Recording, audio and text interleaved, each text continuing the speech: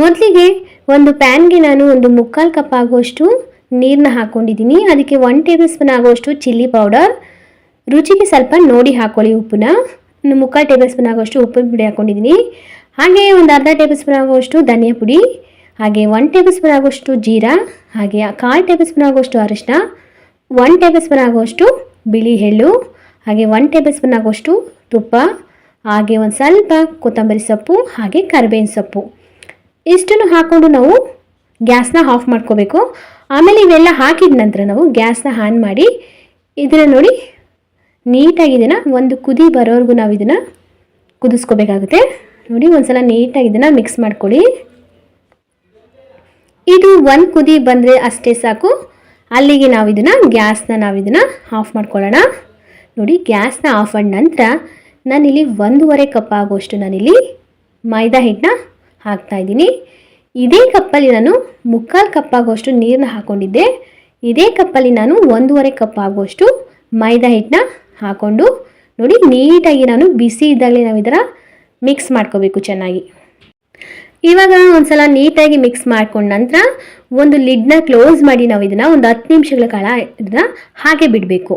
ನೋಡಿ ಇವಾಗ ತೆಗೆದ ನಂತರ ಲಿಡ್ನ ಸ್ವಲ್ಪ ಬಿಸಿ ಇರುತ್ತೆ, ಅಂದರೆ ಬೆಚ್ಚಗಿರುತ್ತಲ್ವ, ಆವಾಗ ನಾವು ಈ ಥರ ನೀಟಾಗಿ ನೋಡಿ ಈ ಥರ ನಾದ್ಕೋಬೇಕು.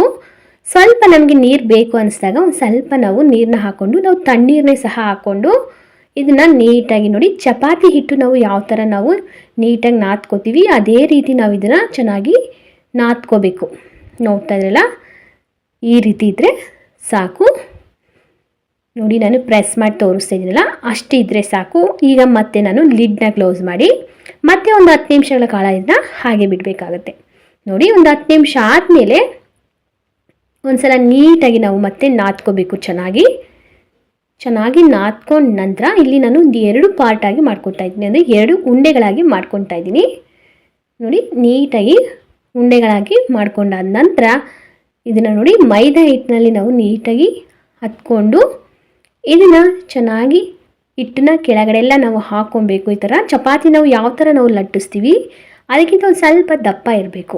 ತುಂಬ ತೆಳುವಾಗಿ ನಾವು ಚಪಾತಿನ ಥರ ಲಟ್ಟಿಸೋಕೆ ಹೋಗಬಾರ್ದು. ಒಂದು ಸ್ವಲ್ಪ ದಪ್ಪ ಇದ್ದಾಗಲೇ ನಾವು ಇದನ್ನ ಲಟ್ಟಿಸೋದ ನಿಲ್ಲಿಸಬೇಕು.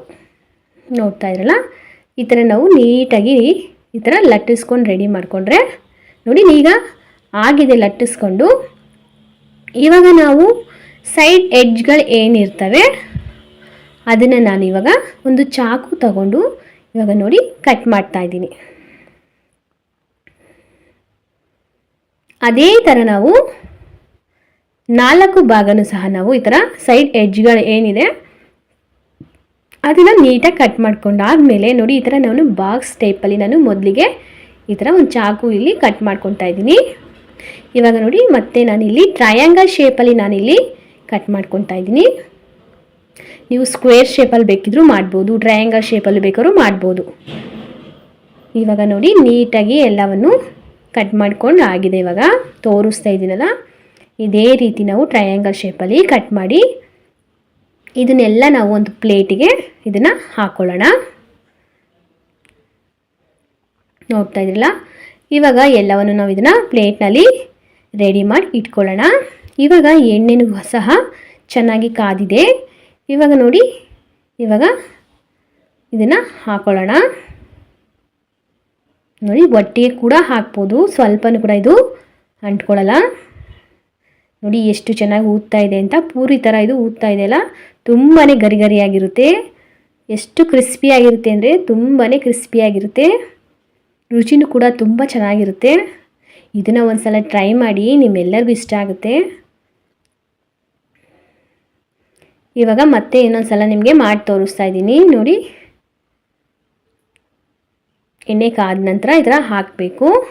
ಮತ್ತು ಮೀಡಿಯಮ್ ಫ್ಲೇಮಲ್ಲಿ ನಾವು ಇದನ್ನ ಚೆನ್ನಾಗಿ ಬೇಯಿಸ್ಕೋಬೇಕು. ಇವಾಗ ನೋಡಿ ರೆಡಿಯಾಗಿದೆ. ಗೋಲ್ಡನ್ ಬ್ರೌನ್ ಕಲರ್ ಬಂದರೆ ಸಾಕು.